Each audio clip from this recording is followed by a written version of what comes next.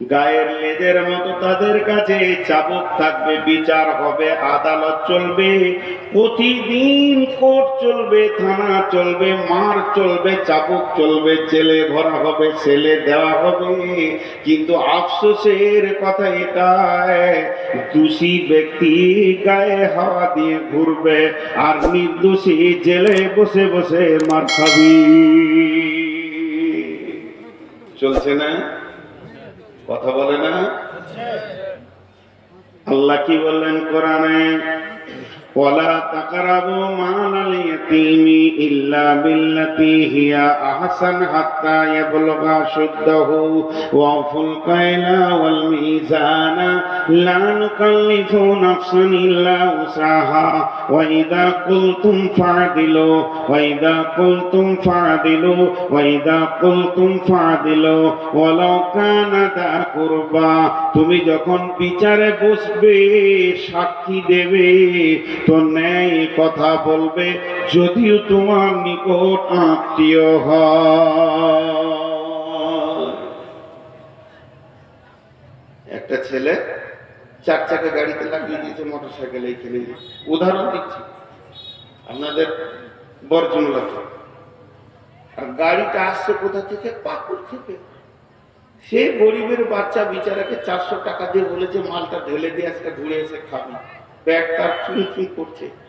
আর যে টোটোওয়ালাদের অত্যাচার চলছে রোডে, আল্লাহ মাফ করবে। এই যে করোনা ভাইরাসের থেকে কঠিন ভাইরাস। 4 চাকা নিয়ে চলা যে কত কঠিন। আমি ড্রাইভারকে বলি টোটো দেখে সাবধান হবে, এলপি গাড়ি থেকে সাবধান হতে হবে না, তাদের ঠিক আছে, কিন্তু এদের কোনো ঠিক নেই। একটা প্যাসেঞ্জার দেখে নিয়েছে, ভয়ঙ্কর ব্রেক করে দিলে, ওই বাড়ি থেকে আসছে, এইখান থেকে ব্রেক করে এমনি করছে, জানো নাকি? তার মানে যে চেপে আছে সেই নালীলা করছে, জানা যাবে এদের যা চরিত্র। তো ন্যায় বিচারের ব্যাপারে আমি আপনাদের সামনে যেটা বলছি, যে একটা গাড়িকে টোটোতে লাগিয়ে দিয়েছে, এলপি গাড়িতে। দোষ টোটোওয়ালা, অন্যায়ের বেলাইনে ছিল। ওটা বড় গাড়ি একটু লেগেছে, তো এর একটা চাকা চলে গেছে, ভেঙে গেছে। এখন ওকে কলার ধরে নেমে মারছে, চলছে মাছ। ও মারতে মারতে ওর বন্ধু এসে বলছে, তাহলে আমিও অনেকদিন মাঝখানি দেখা যেতে চুলতে হিলিয়ে ও মারলে।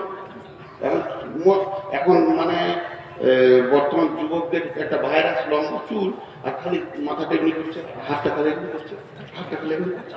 আজকে টোটোতে এমন 53 থেকে 54 বার গেলে এইখানে আস্তে আস্তে হাঁটে। তুমি খুব কষ্টে আছো বলো, আজাব চলছে। হ্যাঁ, তো চুলের উপরে এগুলো এই মার ভোর করে ওকে করে দিল। কিন্তু একদিন ন্যায় বিচার হবে। তো এবার বিচার চলছে। টোটোওয়ালা ঝরে গলা বলে, কি ভেবেছিস? কিন্তু আসলে গাড়িটা ছিল কোম্পানি, টোটোওয়ালাকে খবর নেই। যখন ওর ড্রাইভারের নাক দিয়ে রক্ত আর রক্ত, ভিডিও কল করে দেখিয়েছে, কোম্পানির মাথা খরচ। ওদের ইন্স্যুরেন্স করা থেকে 23 লক্ষ, 40 লক্ষ, 5 কোটি, 15 কোটি, 16 কোটি। জি, শিল্প ব্যাংকে শুধু অ্যাকাউন্ট খুলতে গেলে 10 কোটি টাকা লাগে, অ্যাকাউন্ট খুলতে, রানিং করতে। তো সেই রকম তারা বড় কোম্পানি, মনে রাগ হয়েছে, 4খানা কেস ঢুকেছে।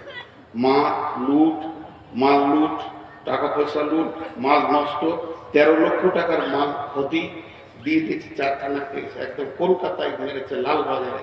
ওখান থেকে খবর আসছে লালগোলায়, আসামি তুলো। রাত 3টের সময় পুলিশ এসে টোটোওয়ালার ঘর ঘরে টেনে বার করছে। কি হলো? এতগুলো কেস আছে। ঠান্ডা ঠান্ডা মানে গোষ্ঠী পর্যন্ত ঠান্ডা। অঙ্ক করে 3 লাখ টাকার ঘর বাড়ি নাই, কিন্তু মাস্তানি করেছে। বহু ঘটনা এরকম ঘটেছে, চটপট করে তার দ্বারা হাত দিতে গিয়ে দিয়ে যখন ওকে থানাতে বসানো হয়েছে, মন দিয়ে শুনবেন, একদিকে ও তো বসিয়ে আছে, থানা বড় বলছে বস, বসলো। একদিকে এসপি, একদিকে ডিএম, একদিকে এসটিও, আর একদিকে আরো কিছু কোম্পানির লোক, এরা টিম নেমে গেছে। ওকে তখন বলছে, তুই লাগিয়েছিলি না গাড়িটা লাগিয়েছিল? গলার ভিতর তো আসতি করে কেন বলছিস? তুই সেই দিনই কেমন করছিলি? সেদিন মেরেছিলি, সেই দিন তোর গলার সাউন্ডটা কেমন ছিল? আজকে কেন হালকা হয়ে গেল? আদালতের মাঝে পড়েছ, সৈন্যের মাঝে আছো, এখন তোমার সমস্ত আম শুকিয়ে চুর হয়ে গেছে, এখন তুমি আর আমরাও, তোমার নাম আমচুর। টেনেও সোজা করা যেছে না। বড়বাবু বলছে গলা ছেড়ে কথা বল, পানি খাওয়া। বলতে স্যার ভুল হয়ে গেছে, চলবে না। তো আমার আল্লাহ বলছে আমি জিভটাকে রেখেছি 32টা সৈন্যের মধ্যখানে, 2টি সিবিআই কাস্টম তার উপরে আছে, 2টা সিআইডি রয়েছে, এই দিকে 2টা কাস্টম অফিস তাকে ঘিরে রেখেছে। মাথাটা হলো গোটা বডির আদালত। এতগুলোর ভিতরে যেদিকে তুই কথা বলিস এটাই হলো তোর কথার জায়গা। আল্লাহ বলছেন ওয়াইদা কুনতুম, যখন তুই কথা বলবে ভাড়া দিল, ইনসাফ করে কথা বলবে, তোর বডিটি আমার সিআইডি কাজ করছে। ভাড়া দিল ওয়ালাউ কানা দা কুরবা, যদিও সে নিকট আত্মীয় হয়। বাদশা নিজে হরিণ শিকার করতে গিয়েছে, এরকম করে তীর ধরেছে, একবারে ফলা তীর। হরিণকে পাবে তোর ওখার দুনিয়াতে বেঁচে থাকতে হবে না। আর যেই তীর ছেড়েছে হরিণটা তরফ করে লাফিয়ে উঠেছে, আর লক্ষ্য ভ্রষ্ট হয়ে পায়ের তলাতে সেই তীর। নদীর ধারে এক বুড়ি এমনি করে কাপড় সাফ করছিল, আর ওর একমাত্র বিধবা মেয়ের বাচ্চাটা দাঁড়িয়ে ছিল, কানে পড়ে স্পট। কাজীর কাছে বিচার চলে গেল। বাদশা নিজে মেরেছে, দেশের বাদশা মেরেছে, আর বিচার গেছে কাজীর কাছে। আজকে শুক্রবার, রবিবার বিকাল 3টে ফাইসালা হলো। বাদশাকে এনে হাজির করা হলো। বাদশার সিংহাসনে নেই, কাঠগোড়ায় দাঁড়িয়ে আছে, বুড়ি দাঁড়িয়ে আছে, দাফন কাফন হয়ে গেছে। একদিকে স্বামী হারিয়েছে, এবার সন্তান হারালো, যার মুখ পানে তাকিয়ে দুনিয়ার আলো দেখছিল। বাদশা তীর হাতে করে গেছে, কাজী বিচার দিচ্ছে। বাদশা বলে বলুন, তুমি মেরেছ? বলে হ্যাঁ স্যার, ইচ্ছা করে নয়, তবে লক্ষ্যভ্রষ্ট হয়ে গেছিল। হরিণটা চলে গেল, যে নদীর ধারে ঘাটে উনি কাপড় সাফ করছেন, ওর বাচ্চার কানে লেগেছে, কি স্পট হয়ে গেছে। বাদশা এবার ফাইসালা দিচ্ছে, জাল্লাদ, আমার আল্লাহর ফাইসালা কতলের পরিবর্তে কতল। তুমি হরিণ মারবে না বাঘ মারবে তোমার ব্যাপার, কিন্তু তোমাকে ডানে বামে দেখতে হতো। যদি তীর লক্ষ্যভ্রষ্ট হয় তাহলে তীর কোথা গিয়ে পৌঁছাতে পারে। তুমি নিশার মতো, পাগলার মতো হরিণের নিশাই মেরে দিয়েছ। অতএব হে জাল্লাদ, তুমি ওই বাদশার গর্দনকে উড়িয়ে দাও।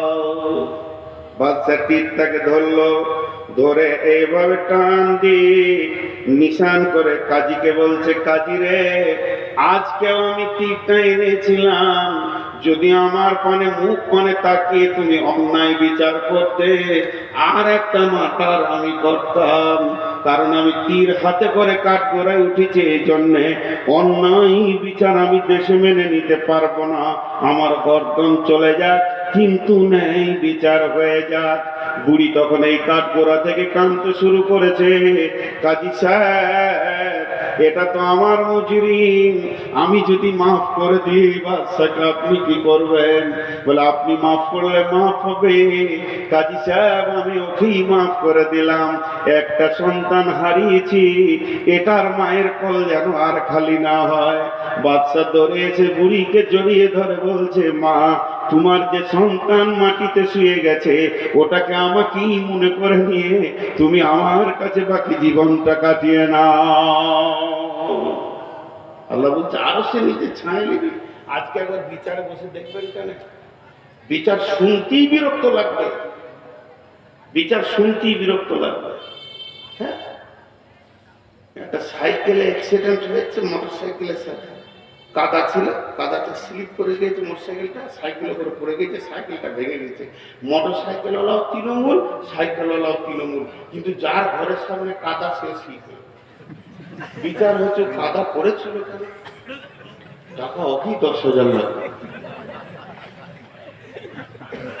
সে বিচারা জানের ভয়ে 10,000 টাকা দিয়ে খাচ্ছে। ওখানে সব জজ বসে আছে, যতগুলো বসে আছে জজ। হ্যাঁ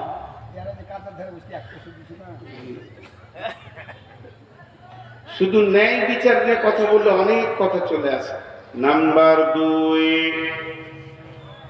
2 নম্বর থেকে যা ওই আরশের ছায়াতে থাকবে, সেই 2 নম্বরটা হলো ওয়াশাবুন সাফি ইবাদাতিল্লাহি তাআলা। ওই যুবক, ওই যুবতী যে যৌবন কালটা আল্লাহকে দিয়ে দিয়েছে, আল্লাহর প্রেমে ব্যয় করেছে। যুবতীকে যেখানে যৌবন ক্ষয় করতে বলেছে ওখানেই ক্ষয় করেছে, আর যুবকরাও ওই জায়গায় যৌবনকে কাটিয়েছে। যুবকের যৌবনে 2টি ডিউটি, আর যুবতীদের যৌবনে 1টা ডিউটি। যুবতীদের যৌবন, যুবকের যৌবনে পুরুষের যৌবন কাল 2টি কাজ করবে। একটা কাজ করবে কে? সে ইনকাম করবে, যেখানেই থাকবে হাজরে হালাল পয়সা নিয়ে সে জমা করবে। আল্লাহ বলেছেন ফাইদা কুদিয়াতিস সালাতু ফান্তাশিরু ফিল আরদি ওয়াবতাগু মিন ফাদলিল্লাহি ওয়াযকুরুল্লাহা কাসীরান লাআল্লাকুম তুফলিহুন। আমার মতো সুগারের রোগীটা মসজিদে বসে বসে বসে বসে আসর থেকে মাগরিব পর্যন্ত যদি সুবহানাল্লাহ আলহামদুলিল্লাহ বলে, যে নেকিটা পাবে। একটা যুবক যদি শুধু একটা মাল সেল করার জন্য বেরিয়ে যায়, সে যে ইনকামটা করবে, যদি ও রাস্তার ধারে বলে 4 আনা 4 আনা 5 টাকা 5 টাকা, মানে চিড়ে বাদাম বিক্রি করছে 5 টাকা 5 টাকা 5 টাকা 5 টাকা 5 টাকা, মুখ দিয়ে কুল হলো ইন্না আতাই না নয়, 5 টাকা 5 টাকা 5 টাকা 5 টাকা। এই যে মুখ দিয়ে বলছে লিবেন ভাই আপনি খান, আপনার ছেলে মেয়ের জন্য নিয়ে যান, এই যে ওর মুখটা চলছে, আর আমি মসজিদে বসে বসে সুবহানাল্লাহ সুবহানাল্লাহ সুবহানাল্লাহ, আমার থেকে লাখো গুণে বেশি নেকি পাবে। তাসবিহ করাটা হলো সুন্নত নফল, কিন্তু হালাল উপার্জন করা হচ্ছে ফরজ। এটা কোরআনের হুকুম, ফরজে আইন। হে যুবক, তুমি যৌবন কালে ইনকাম করবে, আর কি করবে যৌবন কালে? ওয়াল হাফিজুনা লিহুদুদিল্লাহ, আল্লাহর কোরআনের হিফাজত করবে। যেখানেই শুনতে পাবে কোরআনের বিরুদ্ধে কাজ চলছে, জান দিব না হলে জান নিয়ে নিব। ইউকাতিলুনা ফি সাবিলিল্লাহি ফায়াকতুলুনা ওয়া ইকতালুনা, হয় কতল করব নাই কতল হয়ে যাব, আল্লাহর জমিনে বেঈমানি করতে দিব না। যুবক তুমি উঠে দাঁড়াও, 2টি তোমাদের কাজ। আর যুবতীরা কি করবে? কুল্লিল মুমিনাতি ইয়াগুযুদনা মিন আবসারিহিন্না ওয়া ইয়াহফাজনা ফুরুজাহুন্না। মেয়েদের যৌনাঙ্গ, মেয়েদের সরঙ্গাকে কেন্দ্র করে আমার রব কোরআনে বেশ কয়েকটা আয়াত নাযিল করেছেন। আম্মা জানা আয়েশাকে পাক করতে গিয়ে 11খানা আয়াত নাযিল করেছেন। হযরত মারিয়ামের পবিত্র ঘোষণা করতে গিয়ে বেশ কয়েকটা আয়াত নাযিল করেছে। এবং আমার রব সারা পৃথিবীর যত মুমিন আছে, আল্লাহ ওয়ালি আছে, এদের যৌনাঙ্গকে এক জায়গায় করে বলেছে তোমরা এটাকে হেফাজত করো। এটা যে কত দামি জিনিস। আমার পৃথিবীতে যত নবী, যত মাওলানা, যত মুফতি, যত বক্তা, যত মাদানী, যত কারি, যত হাফেজ, যত শহীদ, যত নবী, যত আম্বিয়া এসেছে, ওটার ভিতর দিয়ে পৃথিবী দেখেছে। আল্লাহ বলেছেন সুম্মাস সাবিলা ইয়াসসারা, তোমাদের মায়ের রাস্তা তোমাদের জন্য আসান করে দিয়েছি, এর জন্য পৃথিবীর আলো দেখেছ। হে আমার মায়ের দল, লুচ্চাদের পাল্লায় পড়ে তুমি এত দামি জিনিসটাকে নষ্ট করে দিও না। আল্লাহ তাবারাক ওয়া তাআলা বিশ্ব যুবতীর জন্য একটা পাঠখানা রেখেছেন। হযরত মারিয়াম, তাকে নবুয়তি টাইটেল দিয়েছেন আলাইহাস সালাম। সেই মারিয়ামের ব্যাপারে আল্লাহ বলছেন ও মারিয়াম ইবনাতা ইমরানা আল্লাতী আহসানাত ফারজাহা ফানাফাকনা ফীহি মির রূহিনা ওয়া সাদ্দাকাত বিকালিমাতি রাব্বিহা ওয়া কুতুবিহি ওয়া কানাত মিনাল কানিতিন। বিশ্ব যুবতীর দল রে, তোমরা মারিয়ামকে দেখে লক্ষ্য করে পা ফেলো। সে তার শরমগাহ এবং গোটা বডিটার এমনই হিফাজত করেছিল, আমি রব তার ভিতর থেকে দামি গোলামকে নিলাম এবং মা বেটাকে কিতাব দিয়ে ধন্য করলাম। আজ যদি কোনো যুবতী বুকে হাত দিয়ে সতীত্বের গ্যারান্টি দিতে পারে, শুধু যৌনাঙ্গ নয়, তার দাঁতের হাসিতে, চোখের চাওয়ানিতে কোনো পুরুষ যেন, হালাল পুরুষ যার সঙ্গে বিয়ে হালাল আছে, সে যেন আনন্দ না পেয়ে যায়। যদি তা পেয়ে যায়, মা তুমি বিক্রি হয়ে গেলে, তোমার দেহে আর কোনো মূল্য থাকলো না। এর জন্য যুবতীদের একটাই ডিউটি, সে শরমগাহের হিফাজত করবে, আর পুরুষরা দুইটি ডিউটি করবে। একদিকে ইনকাম করে সংসার চালাবে, অন্যদিকে দিনের হিফাজত করবে। আমার নবী বলছেন, ওয়াশাবুন সাআ ফি ইবাদাতিল্লাহ, ওই যুবক যুবতী আল্লাহর রহমতের ছায়াতে কোটা লেগে যাবে, যার যৌবনকাল আল্লাহর হুকুমের ওপরে চলেছে। আর 15 মিনিট পানি খায় রাখবে।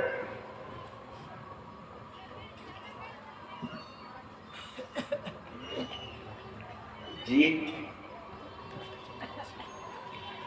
নাম্বার 3, ওয়ারাজুলুন কালবুহু মুআল্লাকুন বিল মাসাজিদি। বিরল বর্ডারে ঢুকেছি আমি, বাংলাদেশ,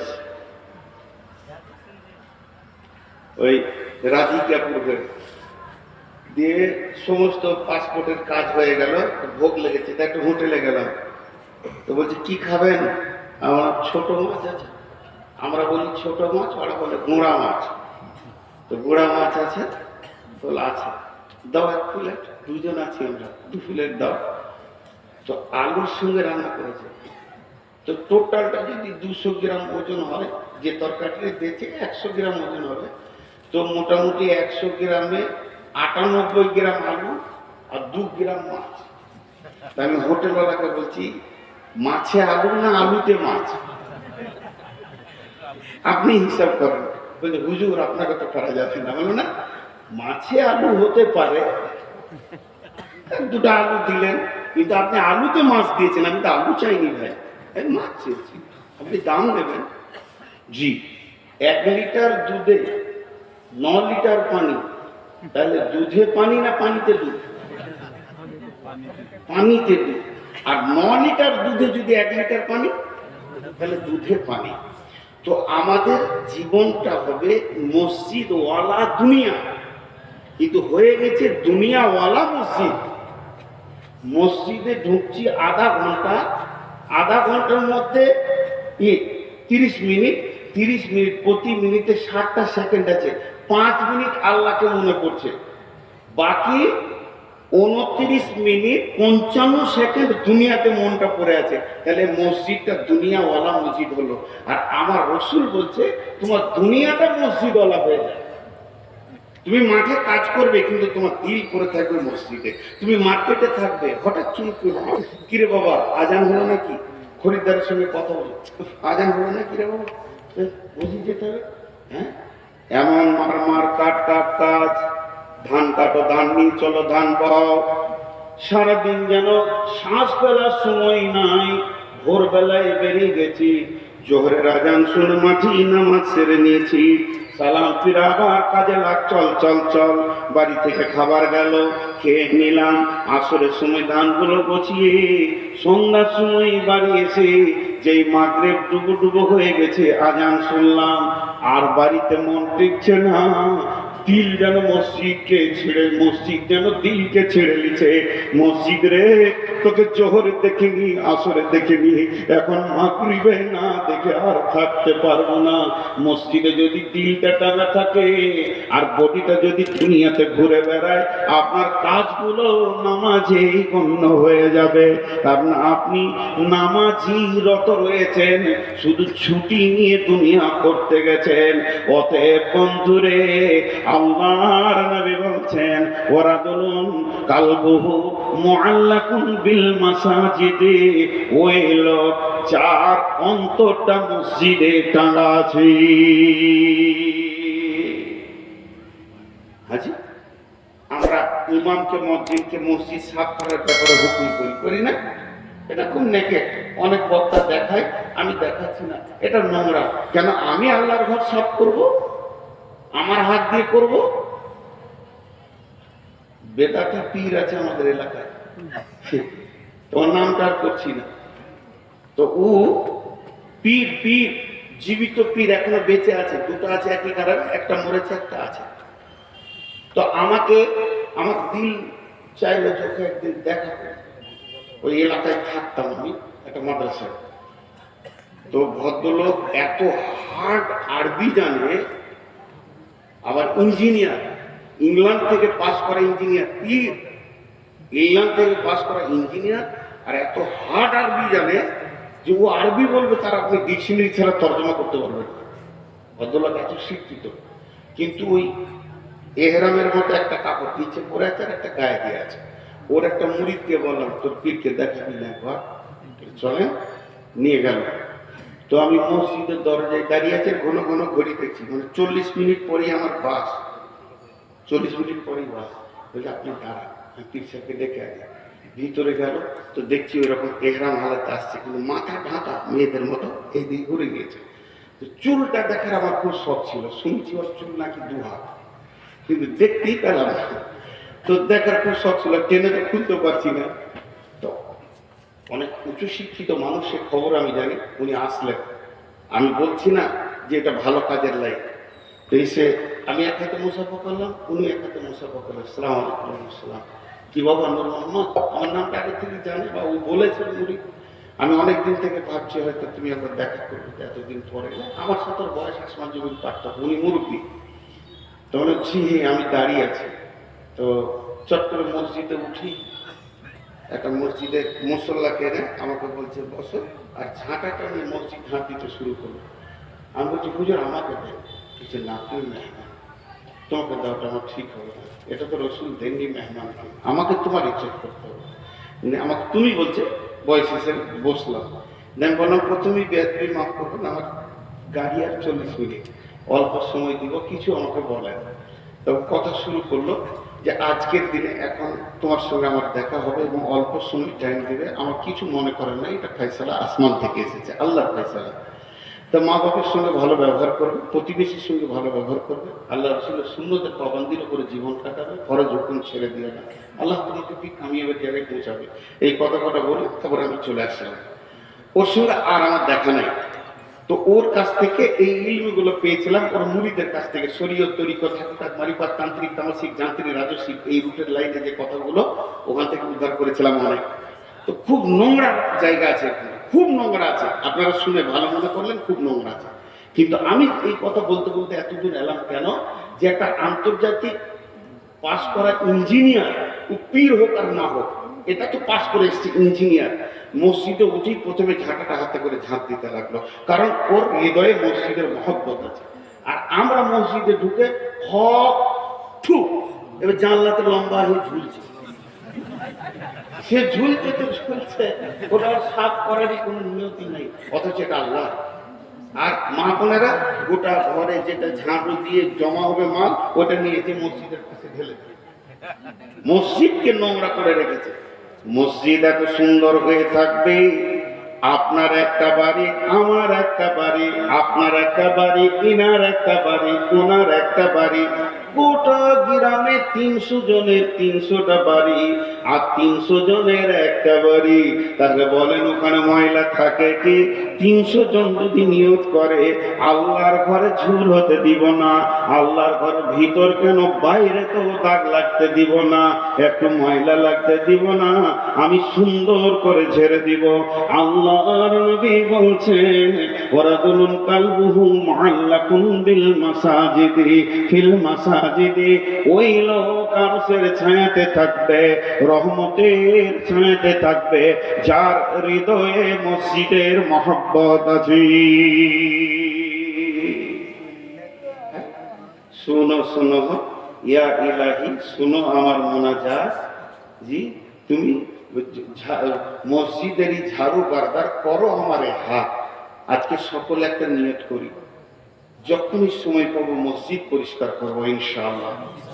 আর আজ থেকে 5 ওয়াক্তের নামাজ ছাড়বো না ইনশাআল্লাহ।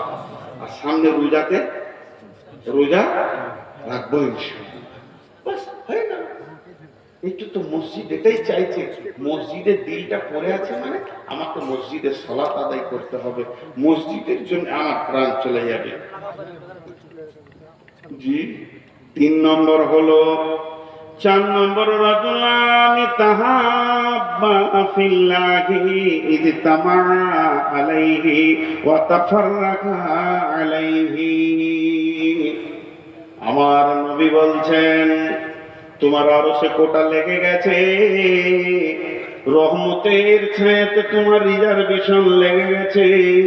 হাহুতাশ করো না, পস্তাতে হবে না। যদি আল্লাহর জন্য ভালোবাসা করো আর আল্লাহর জন্য যদি ছাড়াছাড়ি করো, তবে তুমি রহমতের ছায়াতে জায়গা পাবে। মুশরিক জান্নাতে যাবে, দেখছো আরো উত্তর দেয় না।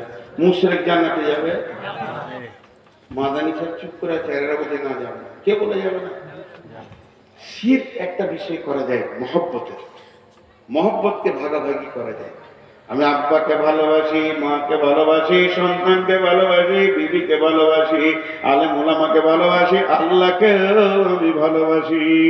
ভালোবাসা এমন একটা ইবাদত, আল্লাহ কোরআনে বলেছেন হে মুসলমান কুল ইন্নামা আনা কুল ইজা কুল ইন্নামা আনা বাশারুম মিসলুকুম ইউহা ইলাইয়া আন্নামা ইলাহুকুম ইলাহু ওয়াহিদ ফামান কানা ইয়ারজু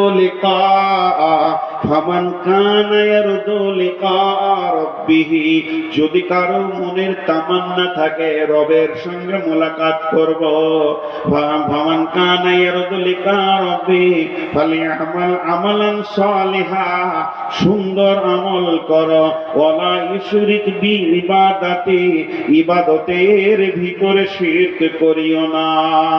আমি মালদান করলাম আব্বার নামে, মালদান করলাম মায়ের নামে, মালদান করলাম বোনের নামে, ভাইয়ের নামে, আমি আল্লাহর হস্তে আল্লাহকেও মাল দিয়ে দিলাম।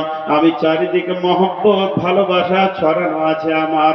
অতএব বন্ধুরে, মানুষকে ভালোবাসবো আমি আল্লাহর জন্যে, এবং মানুষের সঙ্গে আমার ছাড়াছাড়ি হবে আল্লাহর জন্যে।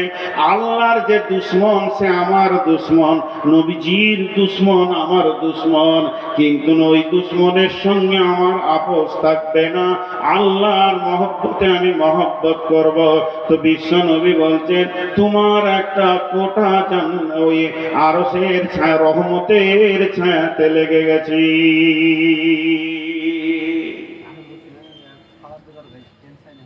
বর্তমানে যত ভালোবাসা হয় স্বার্থ লুকানো থাকে।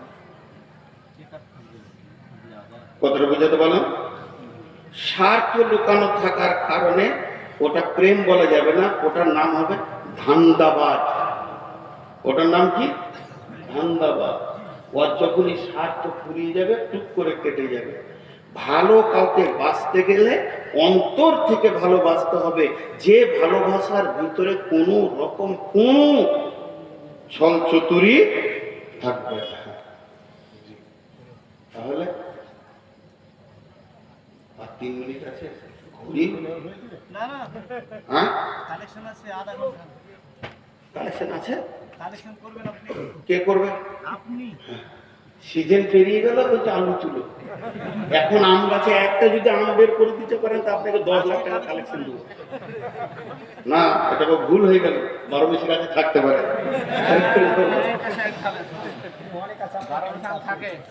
জি, অনেক গাছে থাকে আমার বাড়িতে। এখন আম বিক্রি হচ্ছে সাহেব বাজারে, আম বিক্রি হচ্ছে সাহেব বাজারে, আম বিক্রি হচ্ছে এখন। আল্লাহ রসুলের পরে বলছেন 5 নম্বরে বলছেন ওয়ারাজুলুন দাআতুহু ইমরাতুন দাতা মানসিবিন ওয়া জামালিন ফাকালা ইন্নী আখাফুল্লাহ। এরা উঠছে কেন? ও ভাই যারা যে কথা দেখেন পয়সা দিয়ে যান, ওই পয়সা দিয়ে যান। আল্লাহ আমাকে কেন মমতাজুল করলেন না?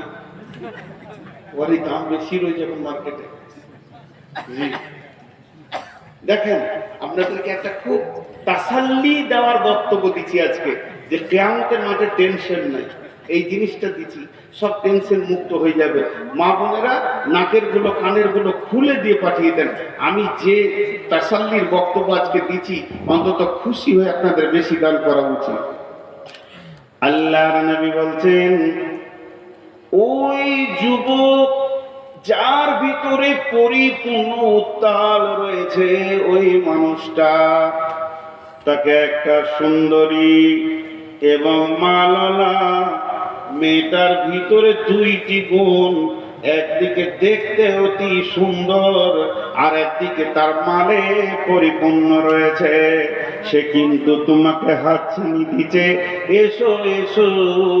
তখন যুবক ওকে উত্তর দিচ্ছে, যুবতী রে, তোমার কাছে সমস্ত মালের স্বাদ আমার জানা আছে, প্রয়োজনও আছে।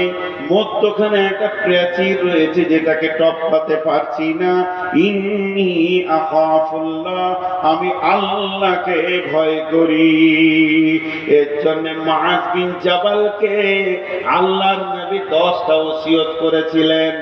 وعن معاذ بن جبل رضي الله تعالى عنه قال أوصاني رسول الله صلى الله عليه وسلم بأسر كلمتين, যে 10টা ওসিয়ত করেছিলেন, শেষ কথাটা ছিল মুআয রে, তোমাকে লাখ কথার এক কথা, কোটি কথার এক কথা বলছি, পৃথিবীর যে কোনো কোণে থাকো না কেন, ওয়া আখিফুহুম ফিল্লাহ, আল্লাহর ভয়কে সঙ্গে করে রাখিও। তোমার সঙ্গে যদি আল্লাহর ভয় থাকে, পৃথিবীর কোনো গুনাহ তোমাকে স্পর্শ করবে না, তোমার কাছে কোনো গুনাহ আসবে না। এবং আল্লাহ রাসূল তার সাথীকে বলেছিলেন, হিজরতের সাথী ছিলেন আবু বকর, লা তাহজান ইন্নাল্লাহা মা'না। আবু বকর রে, আমার তোমার সঙ্গে আল্লাহ রয়েছে। যদি কোনো যুবক বা যুবতী এটা মনে করে আমার সঙ্গে আল্লাহ আছে, ওর দ্বারা কোনো গুনাহ করা সম্ভব হবে না। তাই আমার নবী বলছে, হে যুবক, হে যুবতী, তুমি যদি নিজেকে লুচ্চামি থেকে বাঁচাতে পারো আল্লাহর ভয়ে, তাহলে আল্লাহর রহমতের ছায়াতে তোমার কোটা লেগে গেছে।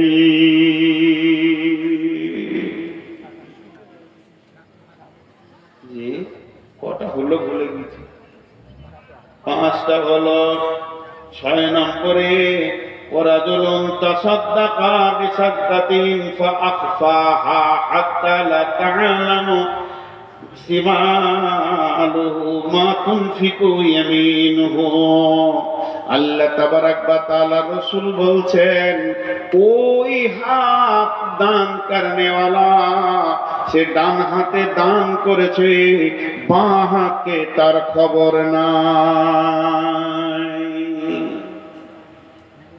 ছন্দ করে আদায় করে দান করা যাবে বলেছে আলেম ওলামারা। আমি তো আলেম নই, জাহেল।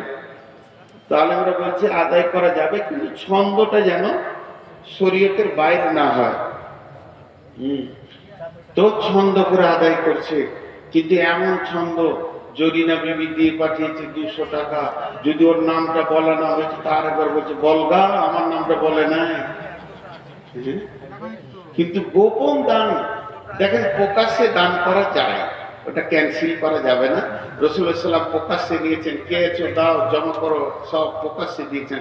আবার গোপনও দান করা যায়, কিন্তু গোপন দানে তো দান হবে, আবার আরেকটা এক্সট্রা ফ্যাসিলিটি বেনিফিট হবে যে আল্লাহ রহমতের ছায়াতে জায়গা লাগবে। জি, একটা লম্বা হাদিস আর হাদিস পড়ছি না। লা তাসাদদাকনা বিসাদকাতিন ফাখারাজা বিহি বিসাদকাতিহি ফাওয়াজাহা ফি হাদিস সারিকি, এর আগেও আমি বর্ণনা করেছি। নবী মুসার জামানায় ঘটনা, বনি ইসরাইলদের একটি লোক নিয়ত করলো আজকে গোপনে দান করব, আমি নবী মুসাকেও বলবো না। এই হাদিসটা ইমাম বুখারী আলাইহি রাহমাহ বর্ণনা করছেন। বিশ্ব নবী বলেছেন নবী মুসার জামানায় ঘটনা, লোকটা কত ইখলাসের সঙ্গে দান করছেন, এমনকি নবীজিকেও সে জানাচ্ছেন না, সেই জামানার নবীও জানছে না। সে গোপনে এক জায়গায় এতটি মালকে, এতটি স্বর্ণ মুদ্রা হোক রৌপ্য মুদ্রা হোক দিরহামকে বেঁধেছে, রাতের আঁধারে ঘুরছে, আজকে রাতে দান করব, এমন লোককে দিব যেন কেউ না জানতে পারে আমি দান করেছি। মোড়ে একজনকে দিয়ে দিল ওর কোলে, এবার দানটা দিয়ে নিজেকে কাপড় ঢাকা নিয়ে লুকিয়ে আঁধারে পালিয়ে গেল। ওই মালটা নিয়ে এবার গায়ে প্রচার, সকালবেলায় যেখানেই 5টা লোক আসবাহু ইয়াতাহাদ্দাসুনা তুসদ্দিকাল লাইলাতা আলা সারিকে, যেখানেই 5টা লোক সেখানেই আলোচনা হচ্ছে, ওরে কপাল শোন, আজকে রাতে কে গোপনে দান করেছে, করবি কর, এলাকার সেরা চোরকে করেছে। চোরের হাতে মাল পড়ে গেছে, এবার দান কান্নাওয়ালা তো জানছে যে আমি করেছি, তাহলে চোরের হাতে পড়ে গেল, ওর মন আফসোস, বলছে আজকে আরেকবার করবো। আবার ওইরকম টাকা নিয়ে বের হয়েছে, আজকে বেটা ছেলেকে দিব না, তারা মেয়ে মানুষকে দিয়ে দেবো, আন্ধারে দিয়ে দিয়েছে।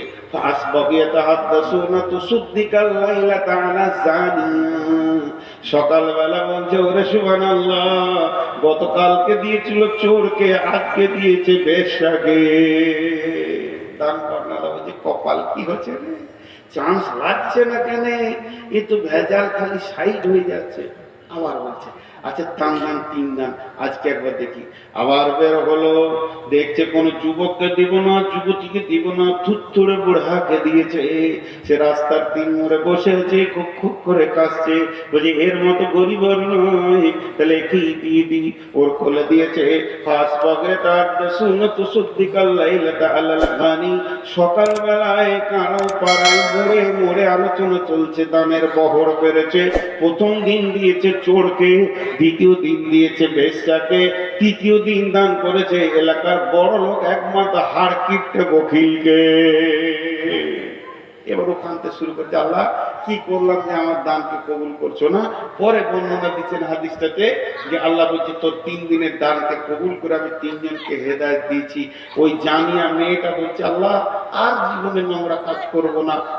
এই এটা বিয়ে বাড়ি পেয়েছিস? তখন তোকে শুনেই গেছি হায় সরব। তো আপনারা একটু ধৈর্য ধরেন। তো ওকে জানিয়াকে হেদায়েত দিয়েছি, চোরকে হেদায়েত দিয়েছি, বখিলকেও হেদায়েত দিয়েছি।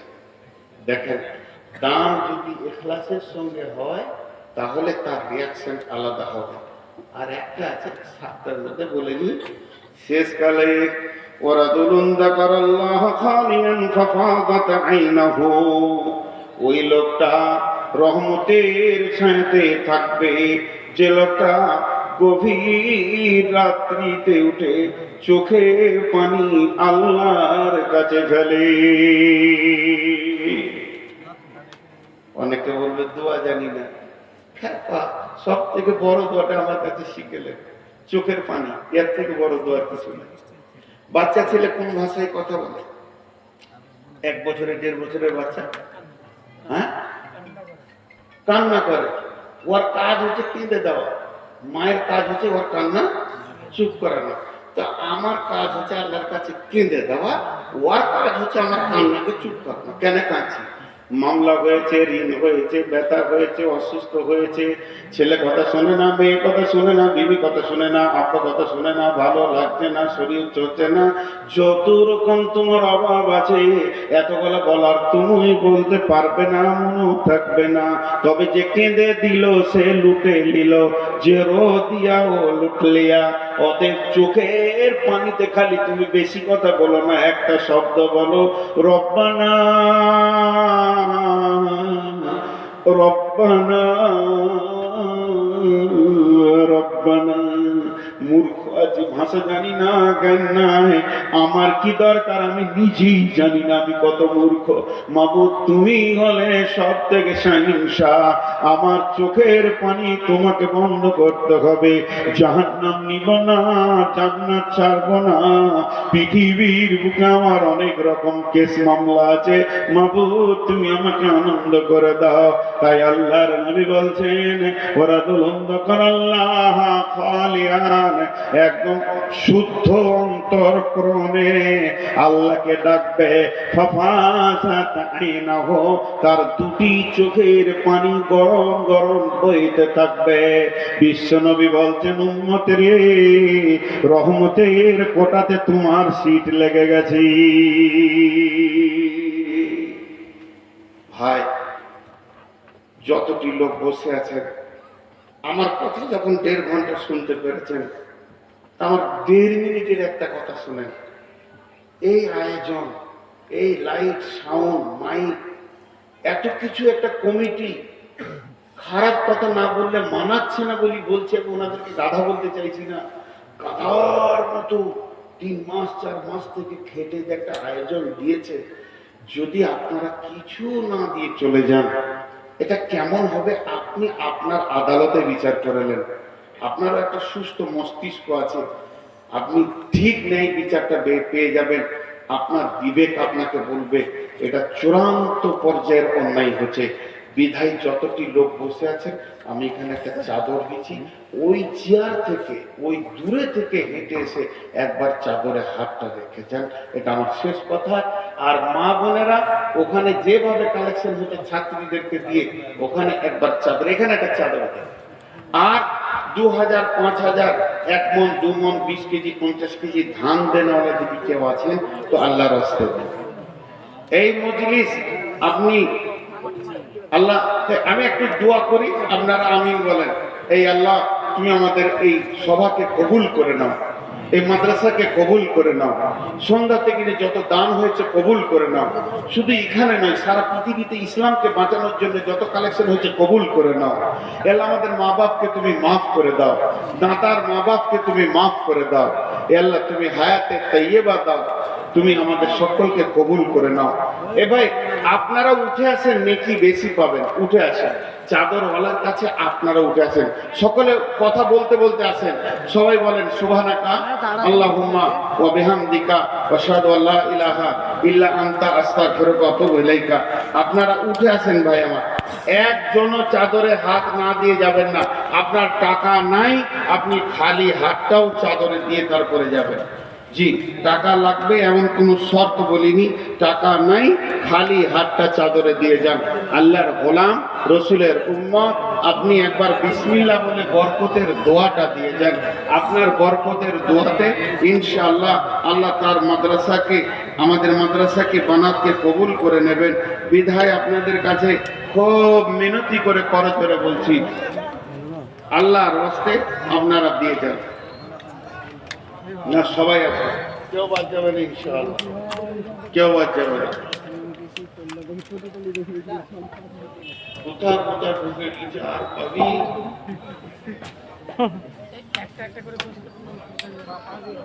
দুটো দুধ দিকে মাশাআল্লাহ, এই সব নিয়ে